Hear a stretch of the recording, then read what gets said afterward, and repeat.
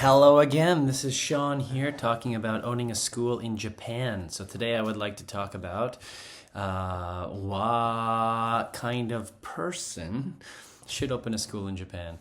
So first of all, have you worked as a teacher before? Have you worked in Japan?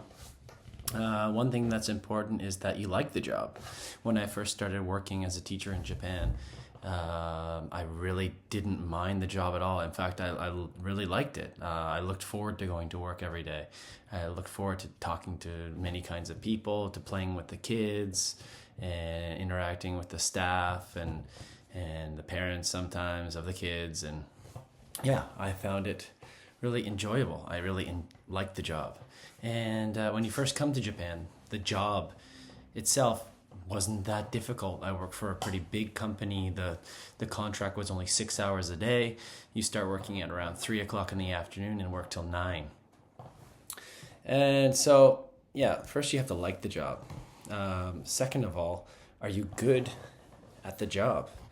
So don't want to like toot my own horn or anything like that, but yeah, if you're good at the job, then there's more chance of you being successful.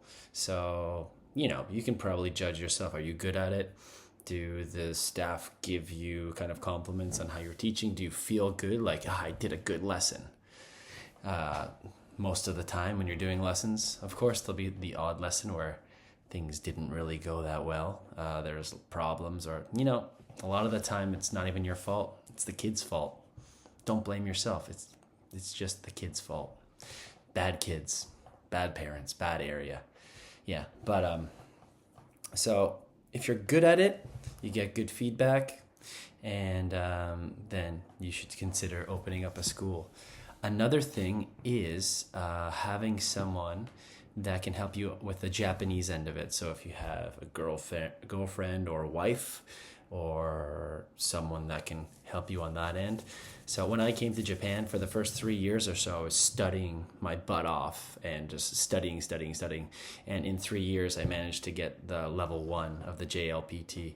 And yeah, sure, I have the certificate, but does that mean I'd be able to run a business smoothly in Japan dealing with customers? So that's a whole nother animal. Like if you're going to a bar and chatting somebody up and impressing people with your Japanese, ordering something at the izakaya. So yeah, you can do pretty well with that. But as far as like, dealing with customer complaints or trying to sell something in Japanese in like a professional and kind of smooth way, I think it depends on the person. Like, are you able to speak? Are you even able to speak in your own language? And then are you able to kind of speak smoothly in Japanese and convince someone to take lessons and pay you a bunch of money and take care of their kids? So that's another thing that you'd have to consider. Do you have that Japanese support?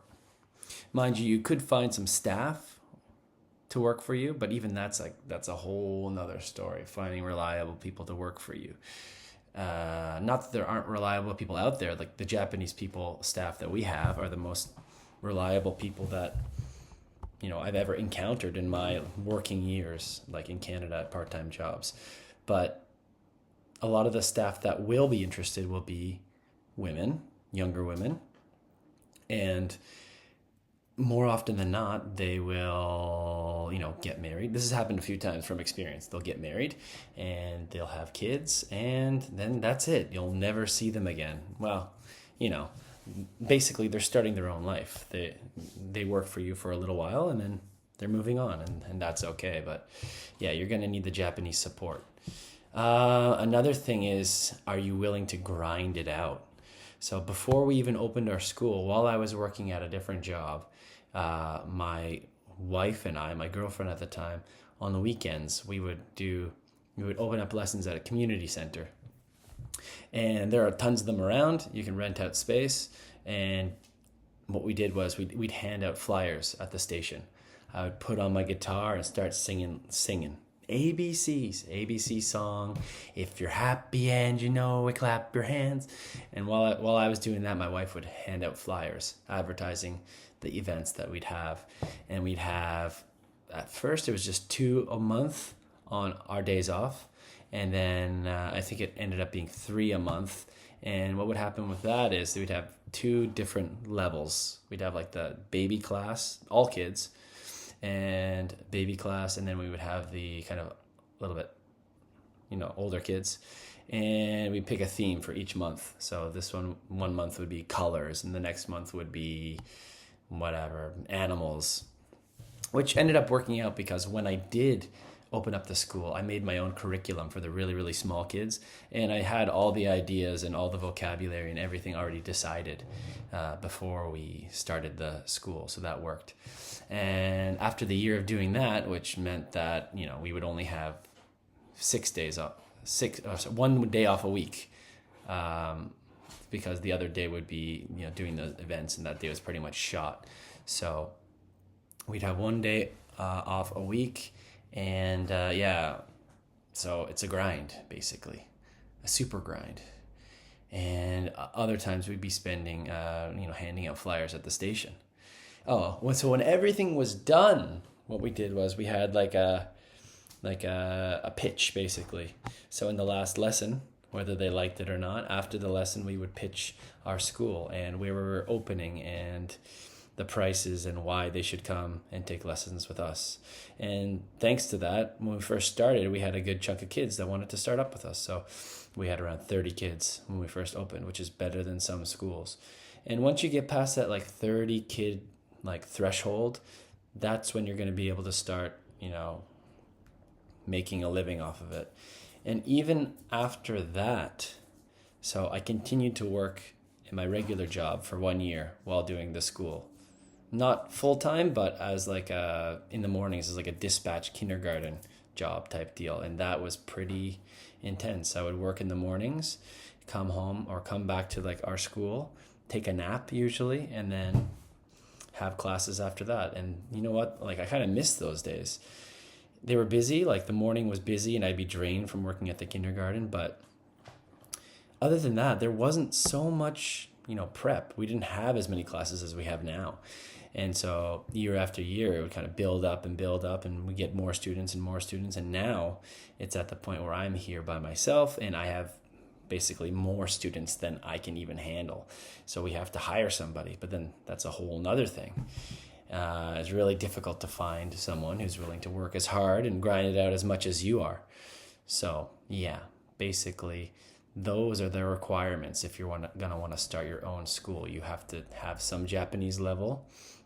You have to be good at it, and you have to be able to grind it out. So if you can satisfy those 3 criteria, then you should consider opening a school, and it can be quite lucrative.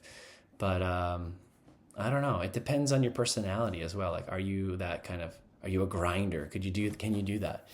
And another thing is for me, to be honest, I'm a little bit of a sensitive guy. And every year we have a survey. Are you going to continue next year? What are you going to do? And I'm waiting for the results to come back, Google Forms. Every time a student replies, we will be joining next year. We're undecided. And that, just my emotional roller coaster is up and down, just super stressful. And I try to kind of back away and just let it all play out. And it always works out. It's worked out for 7 years so far. But every time that's pretty stressful. That's a stressful time. So if you can handle that, if you're not so sensitive to that, then yeah, it'd be worth considering opening up a school. And yeah, in the same kind of vein as that, so hiring another teacher. So because my name is stamped on all these lessons and all these kids' experience, and whether they learn English or, are successful in, studying English, it's really difficult to kind of hand that responsibility off to another teacher. It has to be I feel like it has to be the perfect, candidate. It has to be the perfect teacher. But, there are budget constraints, so I can't afford to pay them for a 13-hour workday to make sure the lessons are perfect, and I have to kind of let go of some of that control. So that's kind of where we're at now. But some people, they're not so sensitive to those things, and maybe they're better at kind of delegating that work to other people and not worrying about the reactions of the existing students, and I think maybe those people might be better suited to like kind of a manager or kind of managing other teachers, you know what I mean? But for now, it's really hard to get my hands off it and, let someone else take the reins of it in a sense. So I don't know if you think you can handle something like that, then maybe opening a school will be good for you. If you have any questions for me, let me know, and that will be another topic for next time. So anyways, thank you and see you later. Goodbye.